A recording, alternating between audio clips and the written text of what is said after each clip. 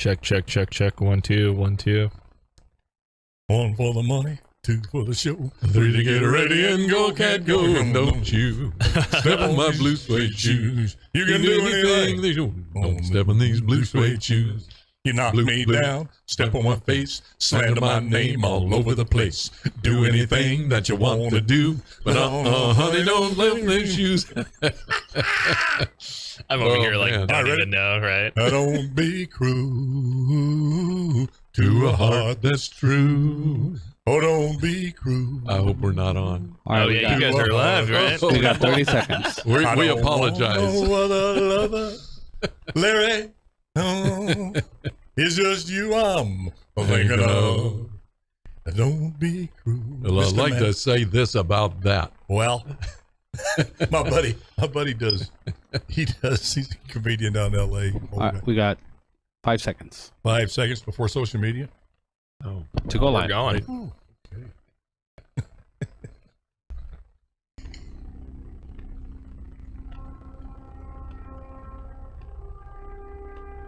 From NFL quarterback to Hollywood to the mayor's office, and now behind the mic at KXEX, this is the Alan Autry Show. No retreat. And so, my fellow Americans, ask not what your country can do for you, ask what you can do for your country. Mr. Gorbachev, tear down this wall. What the hell's going on out here? Everybody clapping out there. Nobody. That the only thing we have to fear is fear itself. Today, I consider myself the luckiest man on the face of the earth. I'm not fearing any man. Mine eyes have seen the glory of the coming of the Lord. So, 5 seconds left in the game. Do you believe in miracles? Yes! Unbelievable. Free at last! Free at last! Thank Almighty! We are free at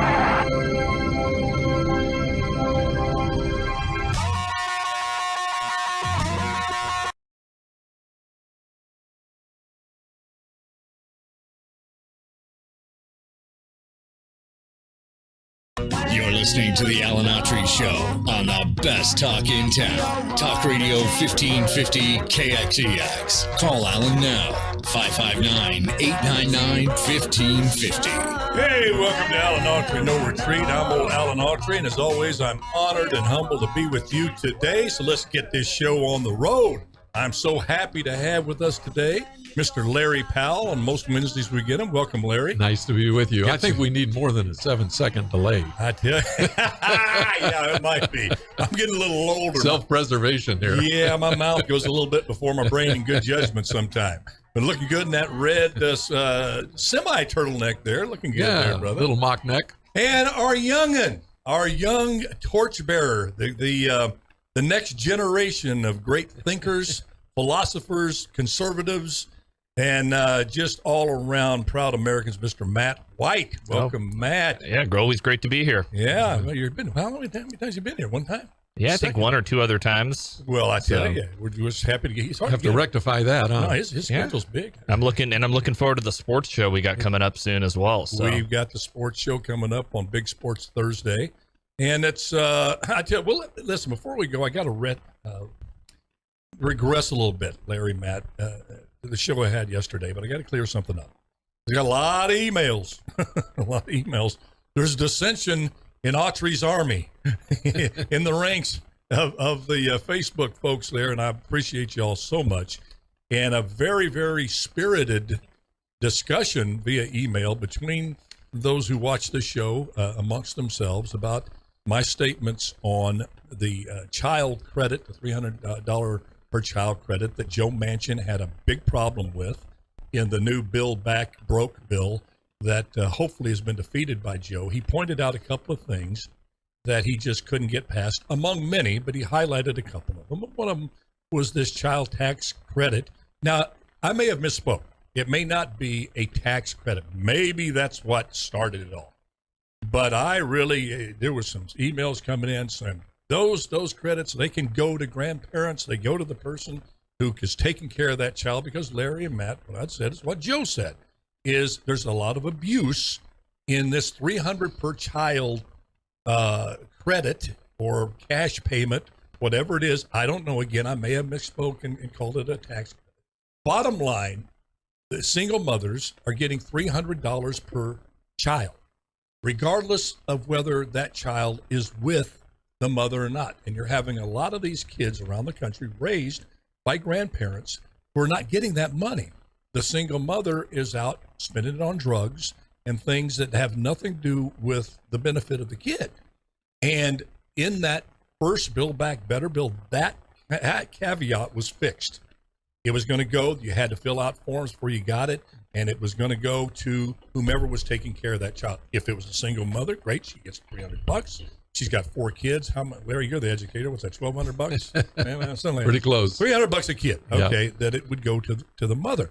But if the grandparents were raising it, which is a common thing, it would go to the grandparents to buy school supplies, mat supply, these sort of things, as well it should. But somewhere along the line, somebody got cute in the Biden administration and took that out and said, no, regardless of the behavior of the mother, that $300 is going to go to the mother. And that's one of the reasons Joe got mad. Joe said, remember the comment, folks out there? He said, the Biden administration knows why I'm taking the stance that I'm taking. Now, it was one of several things that he did not like, and he felt it was betrayal, made him look bad out there. And then they doubled down, they meaning the left, saying that Joe Manchin doesn't care about kids. Joe Manchin doesn't care about single mothers. Where in West Virginia, because they measure this stuff, it's the second highest state in kids being raised by grandparents. Wow. They've come, the constituents out of West Virginia have come to Joe and said, Joe, this isn't right. We're trying to take care of the kids. And the one parent that really hit home to Joe said, our crackhead daughter, you've had it up to here. He said that. Yeah. Is out spending the money, and we're trying to make ends meet. So some of you folks got really upset. Some of you said, I'm signing off. I'm done. And I'd say, don't do that. Because if you don't like what you're hearing, and we've talked about this a lot, hang in there with these difficult conversations, because when you sign off or give up or go home and take your toys and leave when you don't like something you're hearing or you disagree, that's what the left does.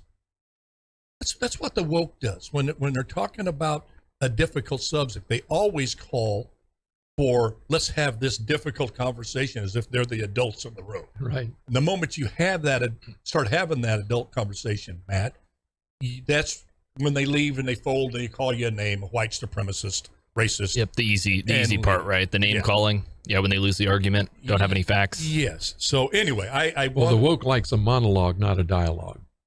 Oh, can I steal that? You may. That pal to the people right here. You have to pay Hitting it your early. residuals for that. And in my business, you have to pay residuals. Hey, that's the way it is, man. Okay, I'll give you Starbucks Grande Mocha every time I use it. You got it. Okay.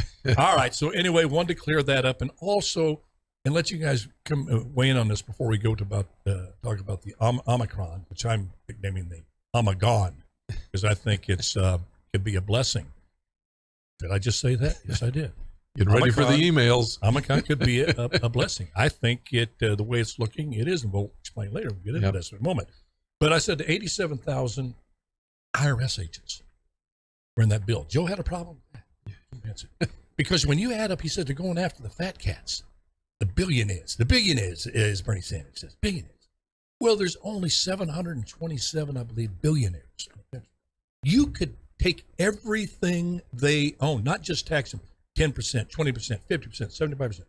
Take every penny they have of those 675 billionaires, and you're going even close to $5.1 trillion to pay for that Build Back Broke bill.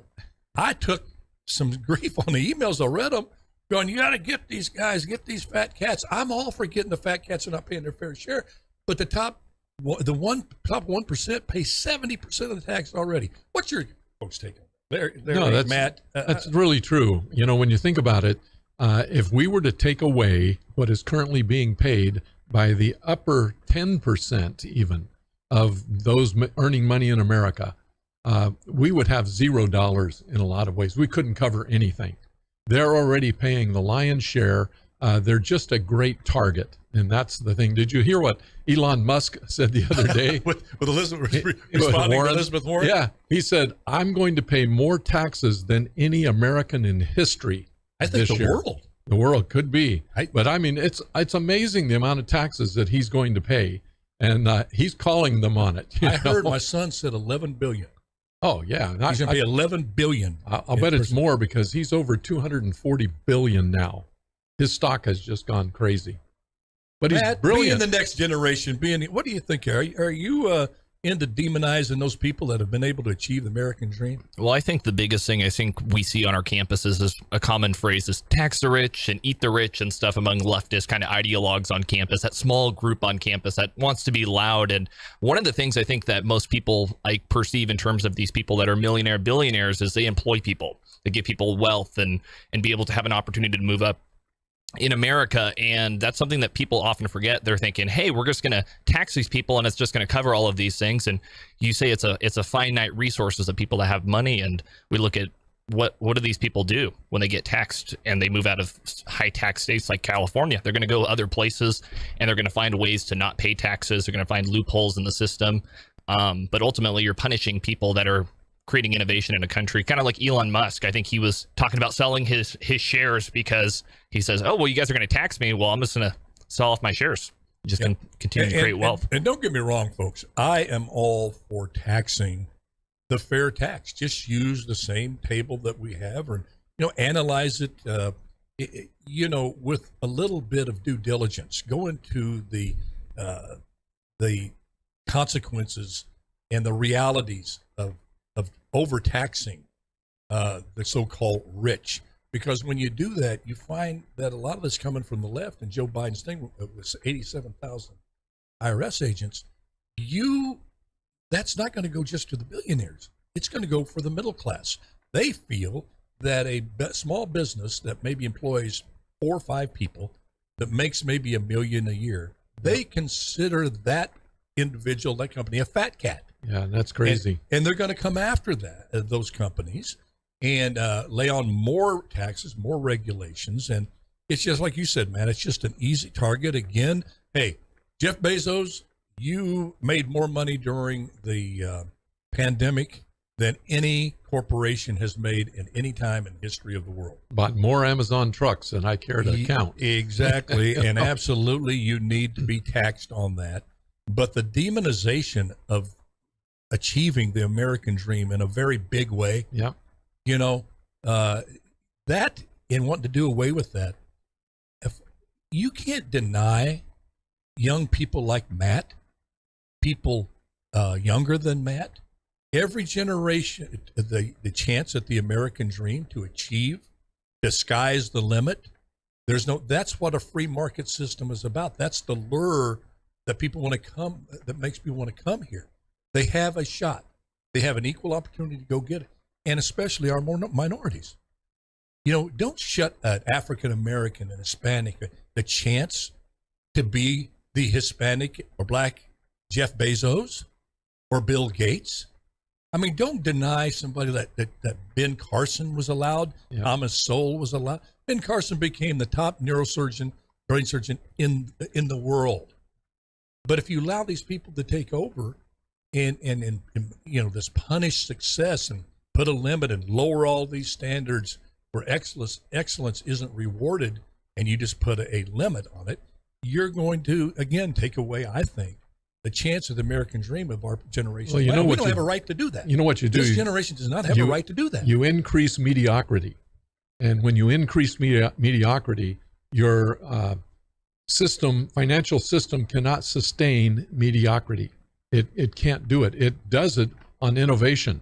And as soon as you decrease the ability to gain something from being innovative, they're going to go someplace where they can be innovative and get increase. And how racist some of this is. Oh, it is. You look at the school system all over the country. They're looking to lower the standards and lower and not even have testing. You don't even have an honor roll. You don't have a valedictorian, a salutatorian. All over the country, out under the spirit of equity, And folks, let me tell you something. Do not conflate those two, equity and equality. Two completely different things. We as so-called conservatives are all for equality, an equal shot at success. But equity means equal outcomes. So if everyone can't have the equal outcome, you have to lower the outcome, lower the standard. And in this case, well, since 25, most people can't become a valedictorian or make the honor roll, we're not going to have one. And and Alan, I just want to pose a question here is when we talk about Amazon, we talk about Facebook, we talk about these mega corporations, and I like to call them the fourth branch of government per se, because they've become more powerful than the government. You have Facebook that can control what people see and what input and information that people get that can influence elections. And we have all our fact checkers and stuff that happened in this last election, and you can really influence people that way. So what are your thoughts on how do we address people, these big players that have gotten so much control? What do you think is the play here for people like Amazon and Facebook? I think you got to bust them up. Yeah. I think it's common sense. I mean, I think actually that's a rhetorical question. We all know what should happen. If Teddy Roosevelt was in the saddle in that office now, the problem is, and the situation is, you don't have Teddy Roosevelt's around because Teddy Roosevelt was his own man. He was not intimidated. He comes from a very wealthy family that was taught that if you got wealthy, you were supposed to serve in government to help everybody. Yeah, it was a different frame of reference. And his cousin, Franklin, was of the same thing. The Kennedys were cut from that cloth. It was a mindset and a heart set that if you became that successful, you didn't just help the other fat cats. You came out and tried to make life better for everybody. And you got to go. He was known as the great trust buster. He, these steel companies, these railroads early on, basically was the fourth branch of government. Yep. But they own. What's changed is government officials. When you get into government, so many, that is the first step to the big paycheck. And the big paycheck won't be getting their salary in Congress or even president. It'll be after. It's when you sit on the boards of these companies. They want you on the board. They want you to come give speeches. Barack Obama is a multi-millionaire. Bill Clinton did not have a lot of money. I have family members who knew Bill Clinton. He had hope. He had hope. But after office, he cashed in. Yep. These senators. Nancy Pelosi here in California, for people that hit close to home, right? 120 mil, I think, is her net worth. Exactly. Yeah. And I see it. I hate to say this, but it's clear as a bell to me. Liz Cheney knows she's in trouble. Liz Cheney and Adam Kinzinger are auditioning for their CNN jobs as contributors. The CNN loves nothing better to get a malcontent Republican coming up there. They pay them $500,000, $600,000 a year, maybe even more. So you got that at play. Then you have China in there because everybody wants at China's market. You know what the highest grossing film is in the world? Some people think this American film out now. Gosh, what is it? It's Spider-Man, right? Yep. The raving about Spider-Man. It's like 500 or 500 million. No, it's a Chinese film. 900 million people. 900 million. That not people. The money that's made. People haven't heard of it because that's mostly internally. Chinese go there. Every business wants access to that market. Sure. And they're selling their souls. So to go up and break, who's going to be the one to go in and break that up, Matt? I mean, where is the Teddy Roosevelt going to come? That's going to, because you're actually biting the hand that you think's going to feed you. Yep, I think. Pretty bleak outlook. I think. When you're talking about all these people, all these players, you're saying, okay, who's going to break this up? And I think this is one thing that DC and the Swamp has done really well for many years is you have players that come in and they all have their interconnected networks, right? And I think with Donald Trump coming in, he was kind of that buster for the time. I think of Teddy Roosevelt, and he kept people accountable. And I think that's the one thing that Trump did really well is he tried to keep the Swamp accountable, but he needed people to join him. And if you remember, I think the first 2 years of the administration, he had the Republican Party kind of turning their backs against President Trump, who was coming in and saying, hey, we're going to drain the swamp. And I think as much as he wanted to attempt it, we have years and years and years of corruptions, both on the Republican and Democrat side. So you have to be able to get people like your Ron DeSantis. We need to get conservatives back in and wielding power and actually use it when they're there. And hopefully they don't get corrupted by the system that's in place currently. But we need more kind of like ball busters, kind of like that. I think you're really onto something. I believe wholeheartedly I know for a fact that in his second term, he did have the breaking up of those high-tech companies on his agenda, Donald Trump. The big corporations, he was committed to that. So when I hear people say that the left went after him because of some bad tweets, because he was a bad guy, and I'm one of wish he wouldn't have said the things he said. I just shake my head sometimes. But that's just absolutely nonsense. That was when you look at CNN, AT&T, I believe, owns CNN. Comcast owns MSNBC. Those are two tremendously pervasive, enormous conglomerates that need to be broken up, along with Amazon, with even perhaps Facebook. And they are going to fight that. There's too many, and they're the ones that tell these far left groups go after the attack dogs, the ones that used to be part of the Occupy Wall Street, who used to speak power to that the big corporations were the enemy. They have been bought by the enemy, and now they're working for the enemy.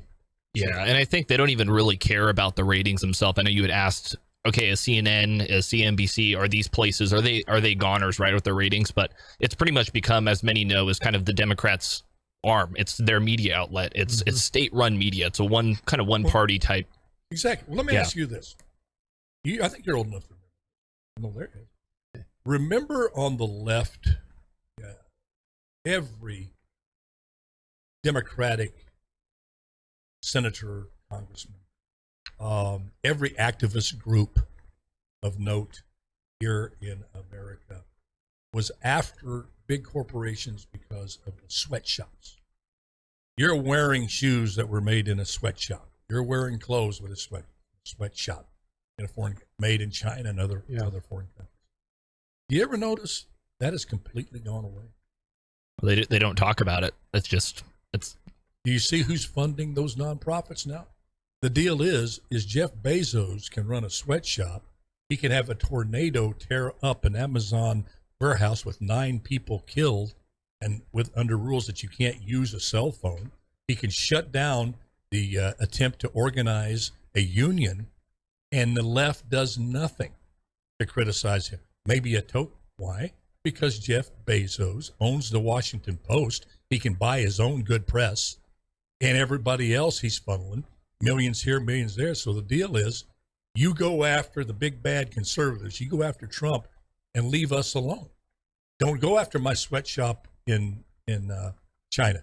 Hollywood, don't go after that. We're going to do films over there with 1 million Uyghurs being held in slave labor, when they want to cancel everybody, including some of your own actors. Richard Gere, to speak of one, tons of actors. John Cena having to grovel to that's what's happened. The big money corporations, if you said the fourth branch of government, in a cabal with a cartel, if you will, with the CCP in China, are controlling not just the United States, they're controlling the world. Yep, and I think I have your answer to all of this. Is you're like, okay, so why are we have all these issues? Why do we have pretty much all this fourth branch of government that's come?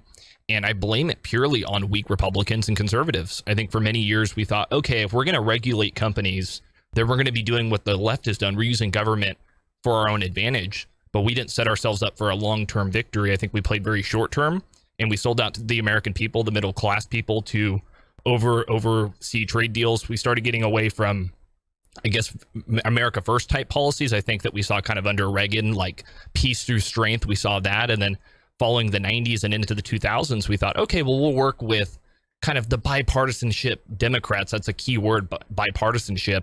And pretty much, okay, there's just enough pork in this bill to pass it. And year after year, government spending continues to go up, both Republicans and Democrats. And Republicans, of course, you don't want to stand up to the Democrats. You're just going to get heat from the media all week.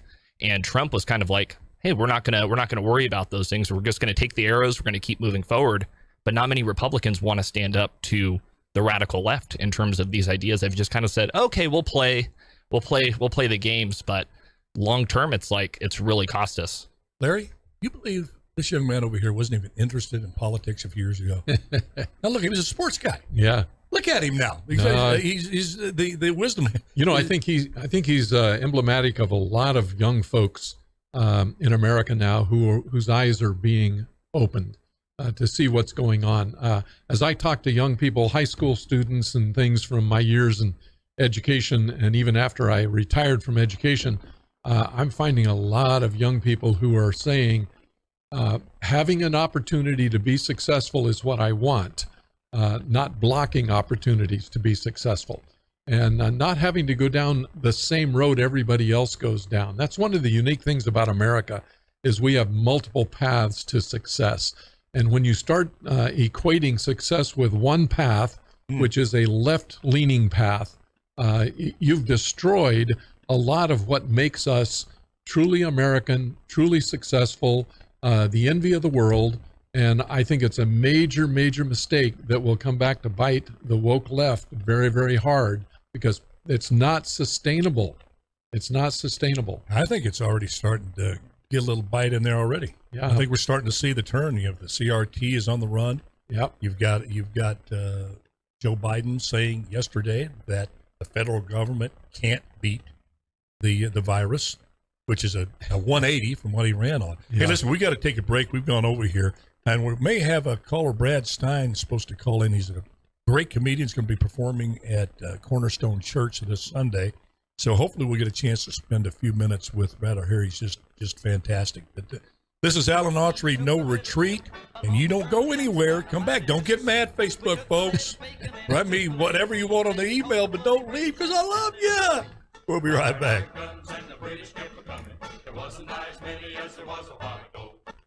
It was good. I really think that you mentioned a good point there about young people and being able to, I think they've kind of robbed young people, and most young people, when I talk to them on campus, they're saying, hey, I want opportunities. I still want to succeed. I want to have a family. I want to be successful. Yep. But I feel like the government and everything in the system has failed them. They're like, okay, I look at the Republicans, okay, and they look at the Democrats, I don't feel like I really have a place. Yep. So they're still finding their place, and I think we have a prime opportunity. The left is pushing all of this narrative and garbage that they're like, I don't really like that. I don't like that I have to be forced to get a vaccine. I don't like that I have to pay so much in taxes. They're common issues, and it was one thing that it was funny this last semester that most students talked about, gas prices. Like their commuters, especially here in Fresno, you have Fresno City College, Clovis Community, Fresno State commuter schools. And no doubt about it. Top issue. Well, they want open doors. They don't want closed ones, you know, and when it comes to opportunity to be successful, and here's the thing about a lot of folks that are ethnic minorities, they have seen their parents fight through and become a successful part of the American economy. They don't want to lose that. They don't want to be known as the generation that took success away. And so I think you're seeing a tremendous movement from unsuspected, corners saying, hey, I don't want to be painted. We have Brad on the line. I don't want to be painted in a corner, but I want to also be free, to do the things that I know can make me and my family successful. And my kids after me. They're generational thinkers now. They're not just what's good for me right now. But Matt, how do you convince people your age that earned money is better than free money? I think that's a hard one, because they always talk about the minimum wage, that, as cost of living goes up. But I always put it as, okay, say you get promoted, right? You get promoted, $18 an hour, and the minimum wage is $15. If you keep pushing that wage doesn't increase at that $18 mark. So there's just little things that you could talk about, is that money, you're never going to get that pay raise that they expect. That minimum wage just continues to go up. And then the other thing is cost of living. That's a big one for students. They're like, why does food cost so much? Why does an apartment cost $1,200, $1,400 a month? Even $16 sometimes in San Luis Obispo. So you kind of have to hit them with, hey, your life is going to be affected if you like it or not, especially here in California. And the cost of living, most students are like, I'm ready to go to Texas. I have so many friends that are going to Texas or going to Florida. They're going out to the Midwest because there's no opportunity here. But aren't we creating a whole new generation of welfare-minded people? Oh, 100%. That got that stimulus money, and they kind of, I tell you, you put socialism and free markets, capitalism side by side. Yep. Socialism sounds. We got 30 seconds. Thomas Sowell said he was a Marxist for many years, all the way through. It was when he went to work for the federal government that he changed. All through the Ivy League, he was a Marxist. And well, until you get marked by it, you know, you're not going to stay a Marxist when you realize that it takes We got hope 10 seconds. away. It's the common saying that you have no heart if you're a conservative at my age. 5 seconds. 5 seconds. Right. Hey, we got Brad on the line, all right? Sounds good.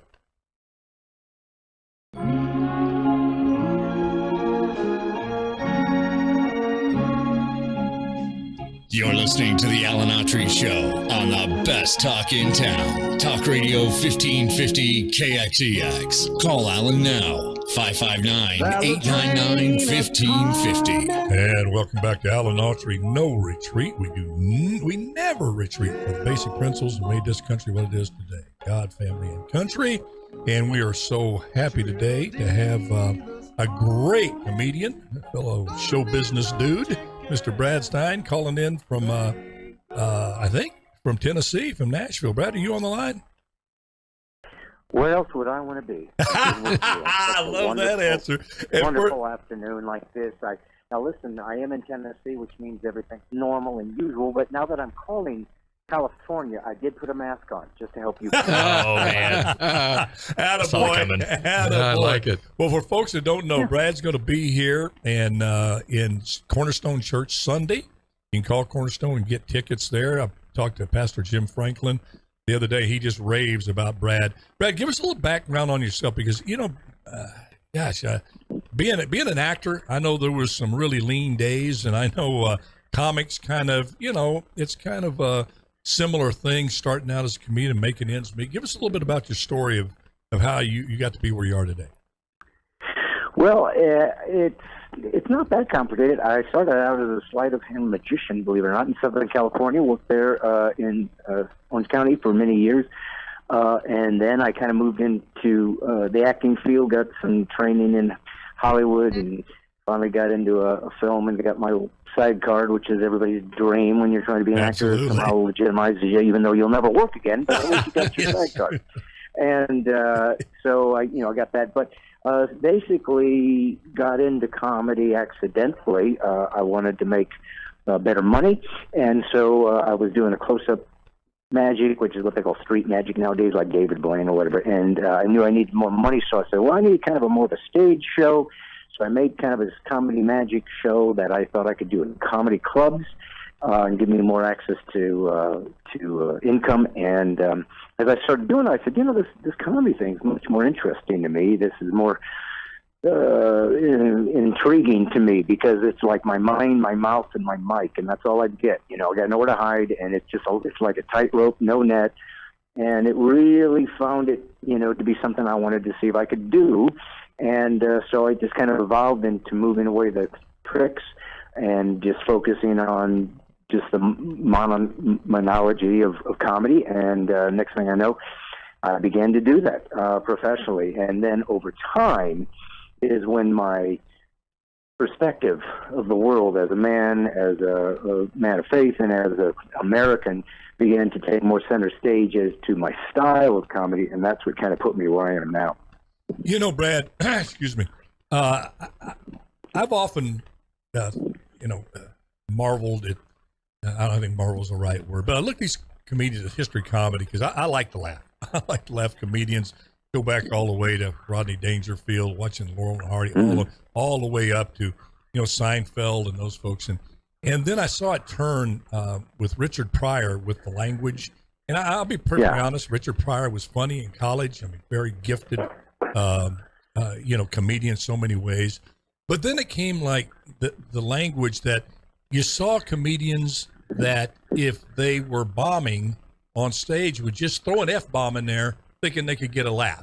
And you have chosen to, like Seinfeld and some of the others, which I think shows much more creativity, much more talent to be able to do your act without going there. What's your thoughts on that? Well, I used to always say, I'd finish my show and I said, well, I've been up here 45 minutes and didn't use a single curse word. They said it couldn't be done, but I believe creativity is funnier than crude. I used to say it like that. And that was kind of my first sort of line in the sand, that I wanted to stand for something on stage that was not typically what was happening in the clubs, like you said, because it becomes so standard to use the language and whatever. And Richard Pryor grew up in a world where that was pretty common to speak that way. So I think it was a little bit more part of his actual nomenclature. It's how his life was. So I think it was kind of authentic to him. But you're right. I think a lot of other guys used it because it was an easy, I don't know, kind of a gimmick to be able to get laughs and to get people to kind of be disrupted and funny. But oftentimes I used to say to myself, well, listen, if you tell a joke with the F-bomb, if you take it out, does the joke still work? Is it still funny? Because if it's not, then was it a funny joke, or was it just the fact that you emphasized it with this language? And that is not to say, by the way, that just because somebody uses curse words in comedy that they aren't funny. There are guys that are very funny that still curse or whatever, or are great writers. I mean, George Carlin comes to mind because I'm compared to him so often. Is that he was, boy, did he curse and so forth. But clearly he could write. He could write comedy. I mean, the guy did it for, generations or decades. So that really, to me, was really more to the key. And I think Seinfeld said it best. He said, being clean made a more interesting game. Yeah. And I think he's right. It's more artistically fulfilling. If I say F this, F that, F this, F that, and everybody laughs, that's one thing. But if I can make you laugh about a piece of toast, well, who did something more creative, right? who really did something interesting? Yeah. And that's the way I look at it. Yeah, Brett, I just think it's just downright funnier. I'm one of the few people, and I don't mean this to be mean about Eddie Murphy. I thought Eddie Murphy was a pretty good actor, and I've seen some of his movies and everything. But I never thought Eddie Murphy was funny because I just saw him copying and mimicking Richard Pryor in everything that he did. And I again, people, don't you think he's funny? I had friends just thought Eddie Murphy was the funniest thing in the world. And I said, listen, I don't have anything. He said, did he do something to you or something in the movie business? I said, no, I just don't find the man funny because I saw Richard Pryor do it better, more authentic, as you're saying, Brad. And I just think it went off on a rail and it just started this trend of profanity. So let me tell you what your tour now. Do you go on regular tours? Do you have? I do. I mean, it's all over the map. I mean, I do everything from fundraisers to help groups to doing conservative gatherings, even some that have political elements involved with them that are more conservative candidates and things along that line. But but I also do clubs, comedy clubs, in churches.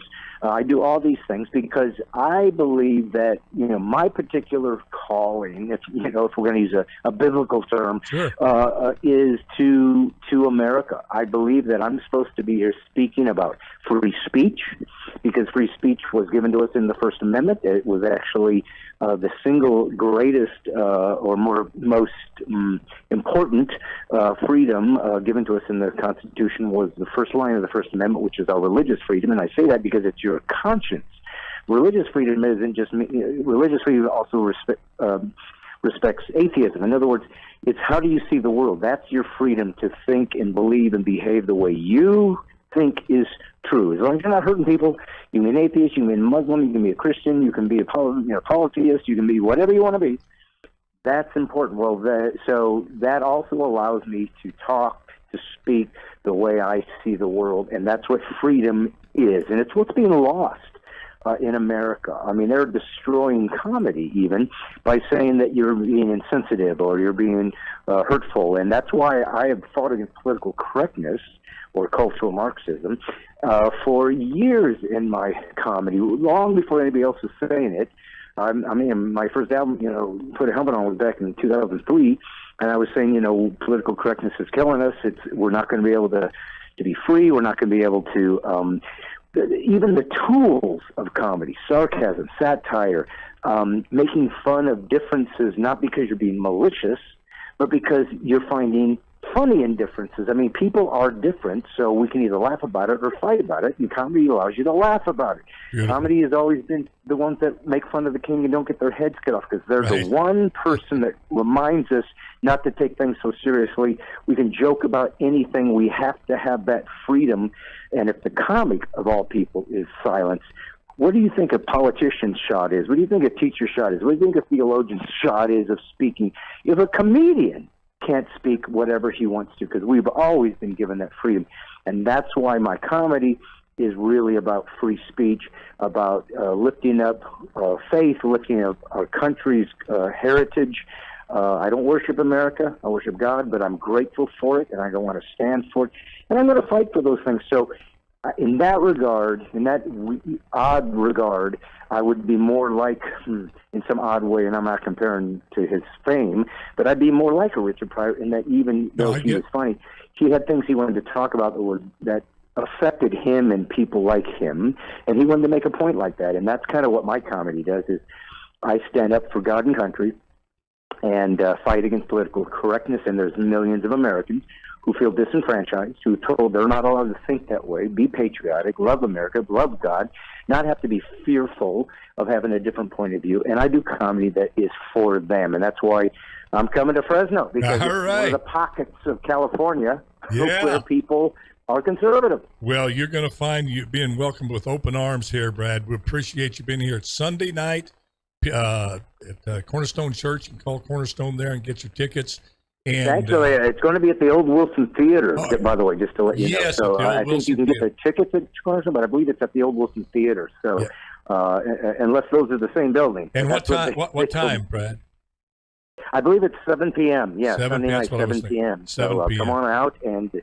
Yeah, no, it's going to be a great time. And if you are tired of the Bay Area ruling your people, you're going to want to come out and have a great time laughing with like-minded people Sunday night. Sounds good, Brad Snyder. Hey, Brad, thank you for taking the time to call in. I really appreciate you, brother. Thank you, buddy. I wish you well. Have a great new year. You too. God bless you. All right, folks. Brad Stein, go to Wilson Theater, Cornerstone. I've heard great things about Brad. And I think you're going to have a really, Alan, really he's from the heartland of America, Bremen, Indiana. I was going to say Riverdale, California. That's the heartland of Fresno County. All right, we're going to take a quick break. When we come back, we want to have, oh, gosh, we're just running out of time here on Wednesday. How time flies when you're having fun with good people like Larry, Matt, y'all listening on Facebook. God love you so much. And we'll be right back. Powell to the people. Sound like a great guy. Yeah. You know what the frog says? Time's fun when you're having flies. So.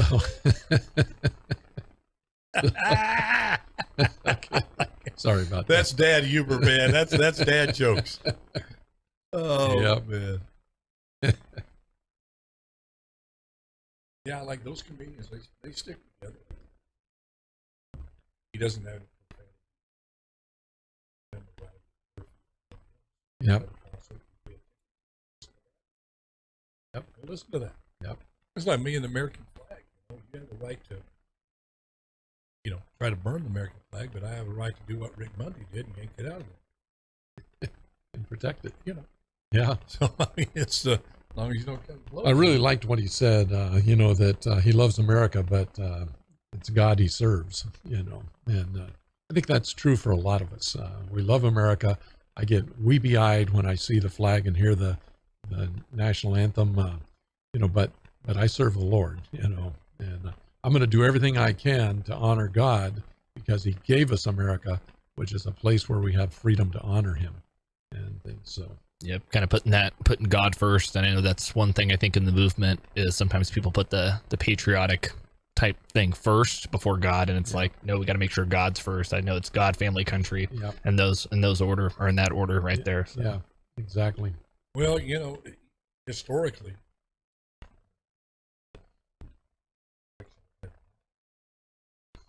reducing reliance.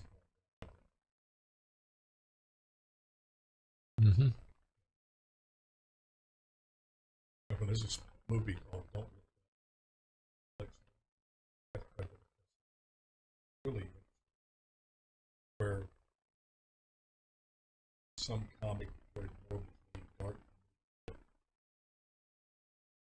so obsessed with pop culture, cult of personality, video game, stuff, Asteroid. Oh yes. Leonardo DiCaprio's. I heard that. Yeah.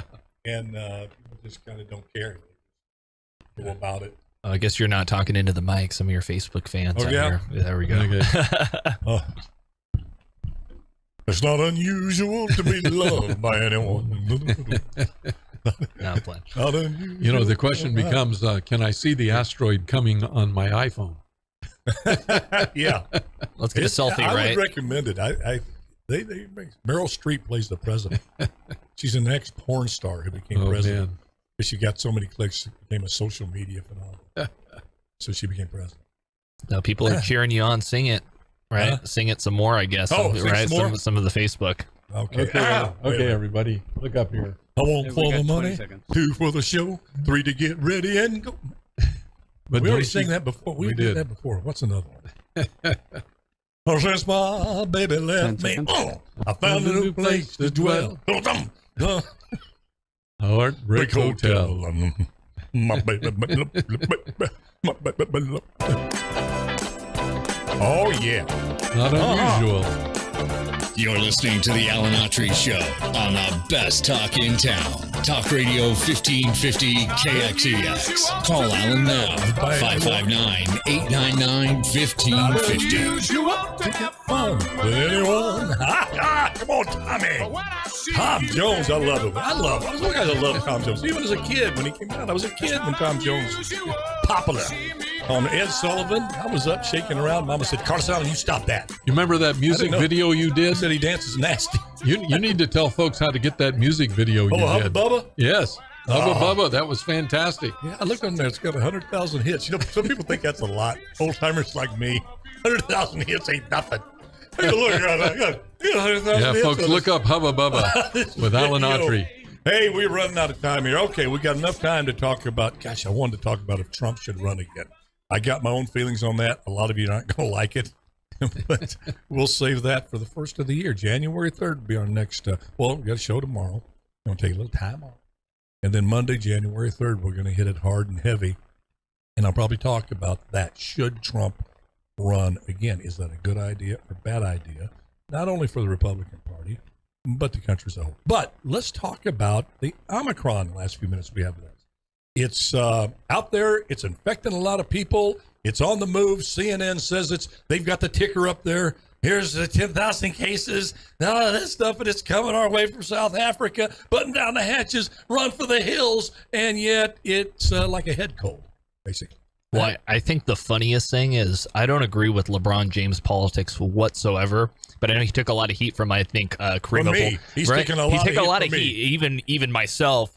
But I don't know if you guys saw. I know it's the 60s Spider-Man doppelganger, where the enemy dresses up like Doppelwater? doppelganger, kind of. So it's the Spider-Man, Look-alike. the Spider-man looking at each other, Trying right? to kill it. He's been running around, these little doppelgangers. Right? Yeah. Good. So it's Spider-Man looking at Spider-Man, and he Yep. goes, "What is it? Is it the flu? Is it the cold? Is it the Omicron?" And he got a lot of heat, but it's like he doesn't even know. He's even putting out information that's like, "Is it the flu? Is it the common cold? You mean What is the it?" King James doesn't know everything? Yeah, I guess He's so. an expert on China. Yeah. He thinks it's just great to wear those sneakers that those Uyghurs make over there. He's now playing center. All right, Omicron. I think, Larry, for all it's worth, which is probably not much, most folks, I think this could be the biggest blessing in terms of COVID that we could possibly ask for. It seems very mild. It looks like we could get some herd immunity out of this thing. What's your thoughts? Well, I definitely think that it's run its course, it appears, in South Africa, where we think it started. So Which they're, nobody died. yeah, they're already through it. It's interesting. So the cases have just dropped precipitously during this time.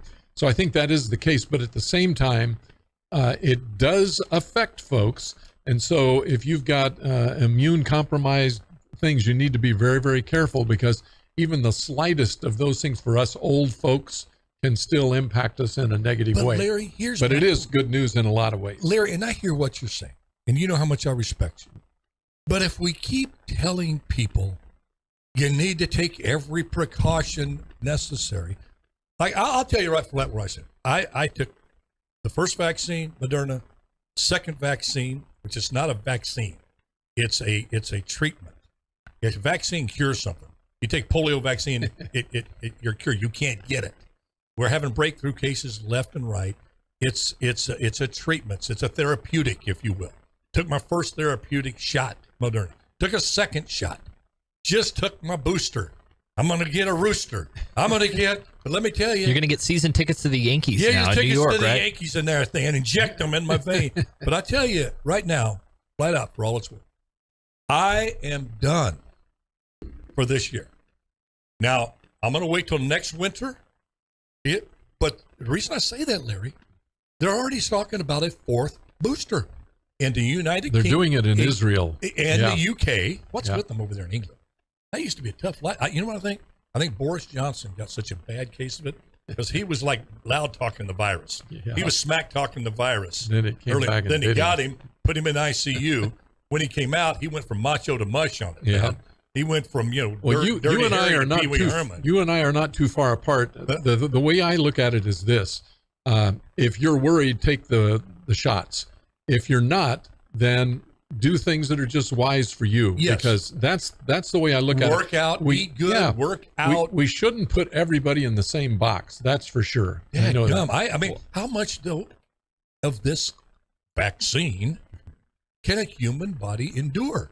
They're talking about a fourth freaking booster. It started out with one shot. How much stock does Fauci have in these companies? Well, I tell you, it makes you wonder. And you also said that, listen, I'm not a denier. I'm fully, as they say, fully vaxxed. But don't you, then make you think a little bit when you go, wait a minute. Trump was part of this. If something goes wrong in this test stuff, Matt, say you have a bad thing happen, and you have a stroke, vegetabilized, or what, and they can trace it back to this vaccine that you're made to take. Biden said, I'm going to mandate people take it. You can't sue anybody. The companies that created the vaccine are immune. Talk about immunity. You have no recourse. So you've got to take it. It hasn't been tested fully. And if it have a bad reaction, too bad, dude. You get nothing. That's enough to make some people. Well, yeah, and you look at the adverse reactions, of course, in the VAERS system, and you're putting in thousands and thousands of different cases where people had adverse reactions. You have people dealing with heart conditions now. You have young people that are now passing out and having all these different effects of the vaccine. But, we won't talk about that.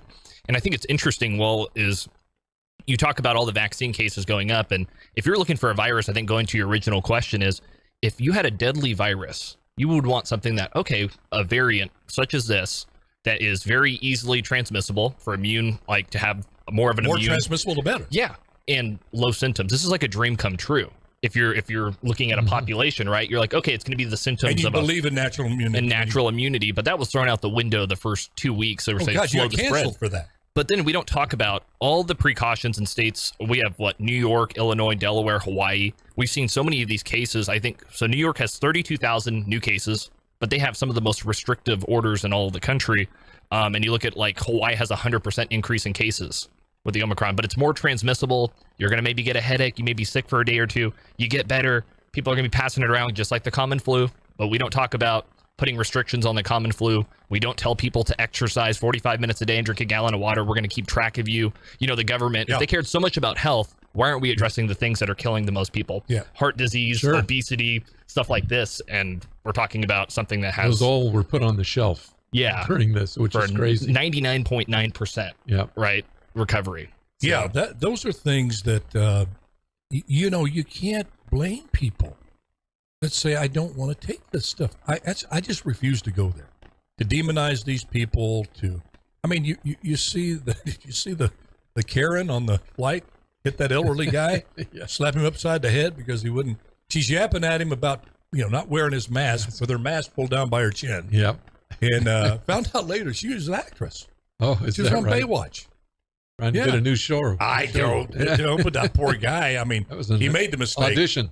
Yeah, he made a mistake of calling her a Karen, and then I was expecting just to go. I watched it went viral, I guess, the video clip.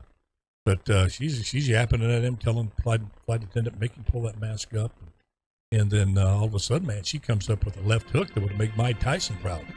But the old man took it. He took a slap to come back for more. He's like, that's all you got, Karen? I know, I love it. I know now she's facing assault charges. It's dangerous to fly, isn't it? I don't know if I want to I want to go see my son in New York. I don't know if I'm going to do that. Yeah, but you can get a flight ticket for $59. We 5 seconds to go. Got to say goodbye. Now, please tune in tomorrow for Sports Thursday. You're going to love it. I promise. Bye-bye now.